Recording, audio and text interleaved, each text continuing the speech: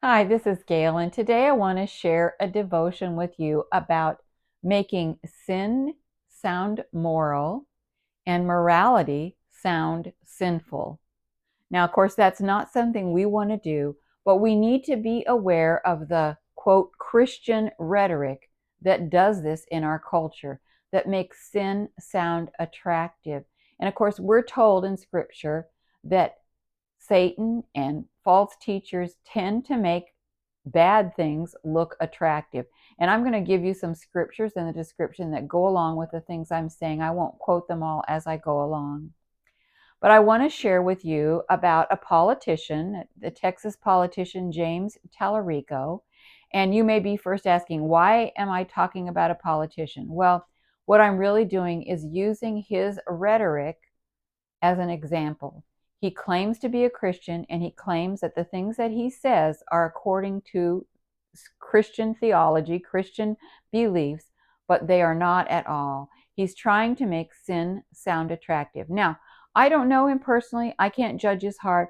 I don't know if he's unintentionally uninformed or if he is intentionally deceiving people, but he's still a good example to look at.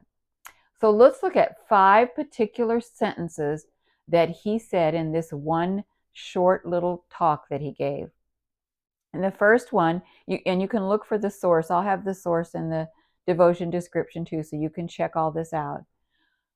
First, he said, in Scripture, Jesus befriended people that others called sinners. Now, this is always a really good starting point for people who want to assume that Christians should not talk about sin because Jesus didn't talk about it. Well, if we think that about Jesus, we didn't know him at all, because Jesus, he befriended all of us because all of us are sinners. The people he was with were sinners, and the people who rejected him were sinners. So we can't say that he hung out with people who others called sinners. We're all sinners. Um, and that was his purpose, to come and help us to repent. Secondly, Talarico said, the only people in the Bible that Jesus condemned were religious leaders who used religion to hurt others. This is so illiterate. You cannot read the Bible and come away with that thought process. Yes, Jesus did rebuke the Pharisees, but he spoke about sin to everyone, and that's why he was hated. We're told that in John 7:7. He's talking to his unbelieving brothers at the time, and he says that the world cannot hate you, but it hates me because I expose its evil deeds. So people who reject salvation reject Jesus. And they may accept a Jesus who is a false Jesus, who some of this rhetoric that is given, but the real Jesus is typically rejected because he does talk about sin to all of us.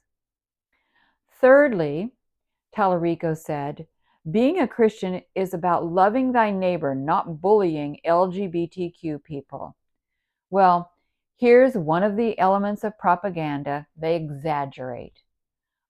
Christians don't bully LGBTQ people. In fact, if you're going to find some rare event of someone doing that, you could also find rare events of LGBTQ people bullying Christians. So what this is just a kind of rhetoric to persuade people about something that's not true. When he says bullying, what he means is that we believe God's word and we share God's word and we warn people of sins that send them to hell. That's not bullying. Again, I'm going to give you some scriptures in the description that show you we're supposed to be doing these things. Fourthly, Talarico said, being a Christian is about loving thy neighbor, not chasing pregnant women across state lines. Again, exaggeration. What he's talking about is states that have chosen to put limitations on abortion, so women who want unlimited abortions are going to other states to kill their babies. Now, Christians aren't chasing them there. Christians want to rescue babies. They don't want to chase women to other states to have them have abortions. And Christians are commanded, we are commanded to rescue the innocent. Fifthly, Talarico said, being a Christian is about loving thy neighbor, not harassing librarians, silencing teachers, and defunding our schools. Again, more exaggeration. Please note that when you hear anti-Christian talk, even if it's done in the name of Christian talk, what he means by harassment is protecting our children from pornography in children's libraries and drag queens, and defunding propaganda put out by state institutions. Talarico's words represent popular rhetoric. Let's prepare ourselves to discern and refute these lies.